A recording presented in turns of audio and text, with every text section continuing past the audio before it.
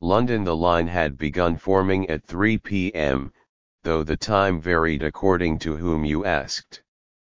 A young American Marine, Claude Martin, at the back of the line, the very back, since after less than an hour, the hired security forbade any more people from lining up, said he had heard whispers that the earliest comers had arrived at 3 a.m. It was a damp Tuesday evening in London, but they waited down the block and around the corner to get in, mostly young men, mostly in sneakers, at least one with a Supreme bag. It wasn't a so-called product drop. It was an opening at the Gagosian Gallery. We have never had a lineup around the block to get into an exhibition, said Nick Simonovic, the director at Gagosian Hong Kong. The occasion was the opening of Future History, a collaborative exhibition by Virgil Abloh, the American designer behind Off-White, and Takashi Murakami, the Japanese fine artist whose menagerie of adorable cartoon monsters have become pop totems, and the guest stars on a best-selling line of Louis Vuitton accessories. Each man is a hero of the hypebeast community. And they came together last year at ComplexCon, the annual convention at which hypebeasts swarm. Mr. Abloh and Mr. Murakami had set up a silk screen station to create t-shirts together and were mobbed. I never knew Sneakerheads, Mr. Murakami said of his first time at ComplexCon. I said, what is happening? I am walking around this convention, and everyone knows my face.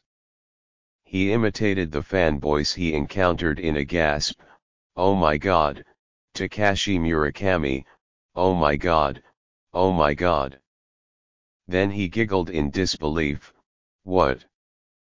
ComplexCon had led here to Gagosian, the gallery that represents Mr. Murakami, for which, over the course of about 2.5 months, he and Mr. Abloh collaborated on paintings and sculptures. Mr. Murakami made a large sculpture of one of his smiling flower characters. Mr. Abloh built a greenhouse around it. Mr. Abloh requested a screen print of an image from a 17th-century self-portrait by Gian Lorenzo Bernini.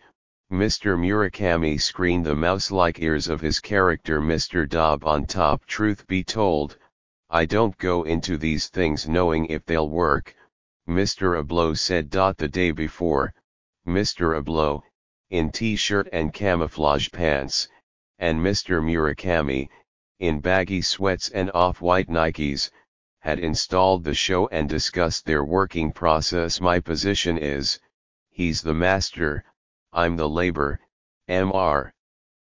Murakami said. They had come together each with their own thoughts and bounced them off each other, and developed ideas quickly. From the idea to do the show to what some of these first pieces would be was, maybe, 2 minutes, Mr. Abloh said.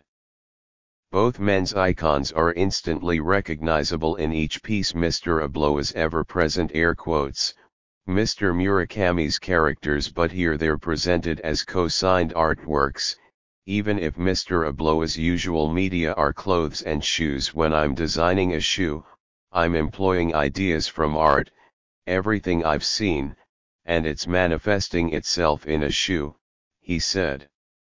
Why not cement them in serious art pieces? That's what these four walls do, more than a retail store. He paused at a sculpture of a Murakami character rising off a base made from an off-white logo mark. I could see this in a retail space, he said. I could also see it in a home of a billionaire. It could well end up in one. Even before the exhibition's opening, half of the pieces had been sold. The feedback and results have been incredible, said Mr. Simonovic, the gallery's liaison to Mr. Murakami. We sold a painting today, for example, to a 21-year-old who had never worked with the gallery before. The gallery does not disclose artwork pricing. For Mr. Abloh, part of the project's appeal was bringing his dedicated fan base into contact with the new horizons of the art world. In 2019, the Museum of Contemporary Art in Chicago will stage the first museum retrospective of his work. "It's generational," he said. "I was born in 1980. I always thought that us buying a rare Supreme shirt is like buying a print for a previous generation." Mr. Abloh and Mr. Murakami did design an edition of 400 t-shirts to be sold on the Gagosian website, which will be finished by hand as an entry-level offering. They quickly sold out. But none were for sale the night of the opening, and the lines formed anyway. Many of those waiting were hoping that the artists would sign their sneakers and shuffled around the gallery, once they were finally let in socks.